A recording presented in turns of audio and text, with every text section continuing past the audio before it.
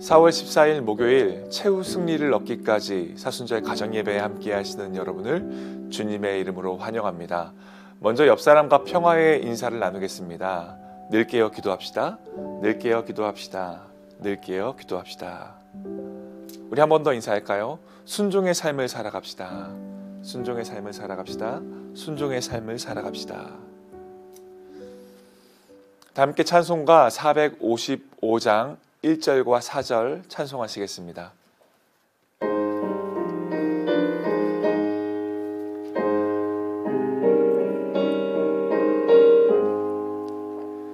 주님의 마음을 본받는 자, 그 맘에 평강이 찾아오면 엄악한 세상을 이길 힘이 하늘로부터 임함이로다. 주님의 마음 본받아 살면서 그 거룩하심 나도 이루리. 주 예수 세상에 다시 오실 그날의 무성도 변하여 주님의 빛나는 그 영상을 다 함께 보며 주 찬양하리. 주님의 마음 본받아 살면서 그 거룩하심 나도 이루리. 오늘 가정에서 읽을 성경 말씀은 마태복음 26장 말씀입니다. 본문 중에서 주제의 말씀인 51절부터 54절 말씀을 함께 읽어보겠습니다. 예수와 함께 있던 자 중에 하나가 손을 펴 칼을 빼어 대제사장의 종을 쳐 그 귀를 떨어뜨리니, 이에 예수께서 이르시되 내 칼을 도로 칼집에 꽂으라. 칼을 가지는 자는 다 칼로 망하느니라. 너는 내가 내 아버지께 구하여 지금 12군단 더 되는 천사를 보내시게 할 수 없는 줄로 아느냐. 내가 만일 그렇게 하면 이런 일이 있으리라 한 성경이 어떻게 이루어지겠느냐 하시더라. 아멘.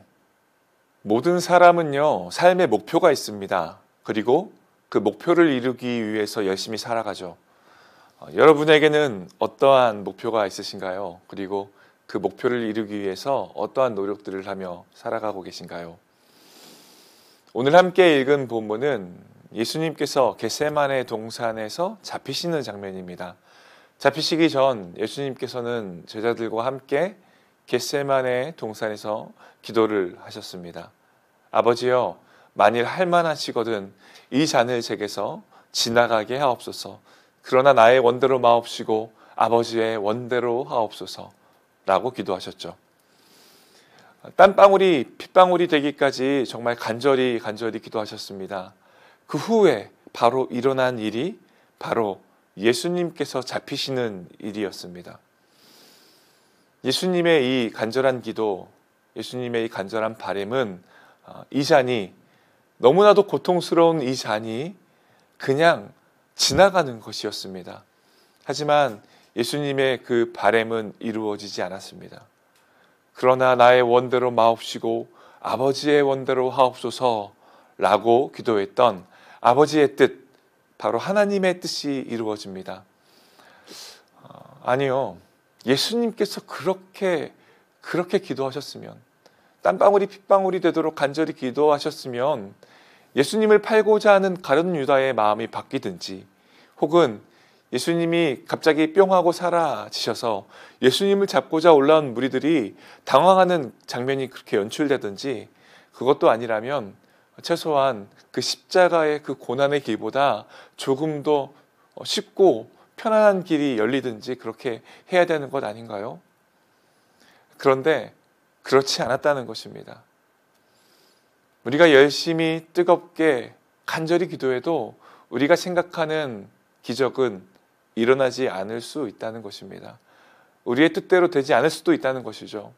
오히려 나를 대적하는 사람의 뜻대로 삶이 이루어지는 것 같은 것이, 그렇게 보여지는 것이 우리들의 현실인 경우가 많습니다.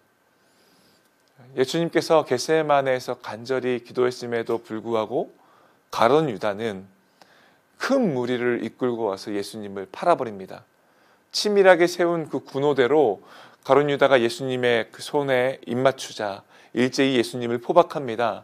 그때 예수님과 함께 있던 한 제자 베드로가 칼을 꺼내어서 대제사장의 종의 귀를 잘라버립니다. 예수님께서 잡히시는 이 위기의 상황 속에서 이 베드로의 행동은 참 용기 있어 보입니다. 마음이, 속이 시원합니다. 그런데 예수님의 반응이 뜻밖입니다. 우리 52절 말씀 한번 읽어보겠습니다. 이에 예수께서 이르시되 네 칼을 도로 칼집에 꽂으라. 칼을 가지는 자는 다 칼로 망하느니라. 예수님께서는 베드로를 향해 네 칼을 칼집에 꽂으라 라고 말하면서 칼을 가지는 자는 다 칼로 망한다 라고 훈계하십니다. 그리고 이어서 53절과 54절과 같이 말씀하십니다. 53절, 54절 말씀입니다. 너는 내가 내 아버지께 구하여 지금 12군단 더 되는 천사를 보내시게 할 수 없는 줄로 아느냐? 예수님께서는요, 지금이라도 하나님께 요청하여서 12군단 더 되는 천사들을 보내게 하실 수 있는 분이십니다. 지금이라도 배신한 가룟 유다와 칼과 몽치를 들고 온 무리들을 다 쓸어버리실 수 있는 그러한 힘과 능력이 있는 분이시라는 것이죠. 그런데 그렇게 하셨나요? 아닙니다. 예수님은 그렇게 하지 않으셨습니다. 왜 그렇게 하지 않으셨을까요? 54절 말씀 한번 읽어보겠습니다. 내가 만일 그렇게 하면 이런 일이 있으리라 한 성경이 어떻게 이루어지겠느냐 하시더라. 예수님은 힘이 없으셔서, 능력이 없으셔서, 싸울 만한 군대가 없으셔서 붙잡히신 게 아닙니다. 성경의 말씀을, 즉 하나님의 말씀을 이루시기 위해서 붙잡히셨습니다. 이어지는, 우리가 읽지는 않았지만 이어지는 56절에도 이렇게 된 것은 다 선지자들의 글을 이루려 함이니라 라고 한 번 더 강조하여 말씀하십니다. 그렇습니다.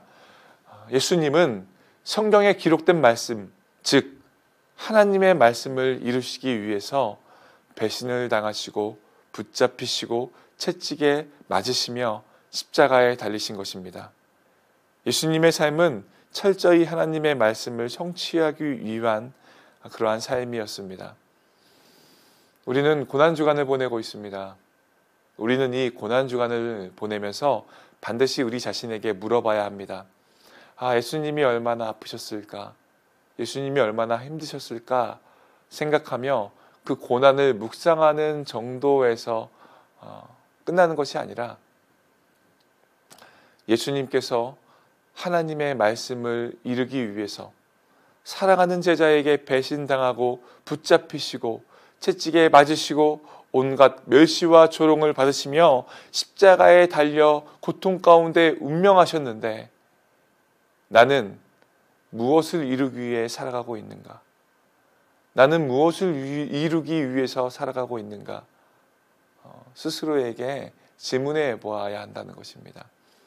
내 목표가 아니라, 내 뜻이 아니라 하나님의 말씀, 하나님의 뜻을 이루기 위해 살아가는 삶, 그러한 삶을 우리 또한 살아가야 할 줄 믿습니다. 그 길이 우리의 모든 죄를 짊어지시고 십자가에 달려 죽으신 예수님께서 걸어가신 길이기 때문입니다. 우리를 죽기까지 사랑하신 예수님께서 걸어가신 길이기 때문입니다. 우리가 사랑하는 예수님께서 걸어가신 길이기 때문입니다.